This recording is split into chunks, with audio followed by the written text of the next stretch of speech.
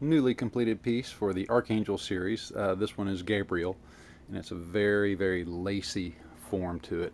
Probably 100, I think it was 120 linear feet of rod form went into making all the swoops and curvatures to the piece. You can see kind of that side profile, relatively tight, just a hair over 2 inches in depth with a rotational diameter of 4 foot 10 inches. And this back plane piece, if I can kind of get an angle on it, you can see I've engraved the shadow form of the sculpture into that oval back plane to it. So there's kind of a replication of form happening when you look at the piece head on. And we'll kind of set him down.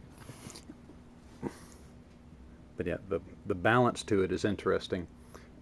These swoops on the curving tail are the counterbalance weights that you can adjust up or down, left or right to get the balance, but it's not on a straight up and down, side to side, XY axis. So every time you move one of those little pieces just a hair, it makes a difference in the vertical as well as the horizontal balance of the whole piece. So yeah, balancing it, a little bit tricky. Every movement gives you 2 results instead of 1. But I will give it a rotation. The balance on it, kind of interesting, because everything is all kind of laced and tied together. The structure is not super stiff. It has an amount of flexure in it. So as you balance it, as it moves, the whole form changes a little bit. And interestingly, the balance on it is subject to temperature change.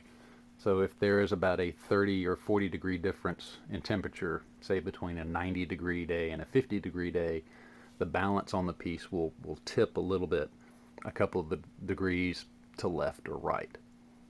In the hammered shield forms, it's solid brass polished out on ball peen hammered aluminum backplate.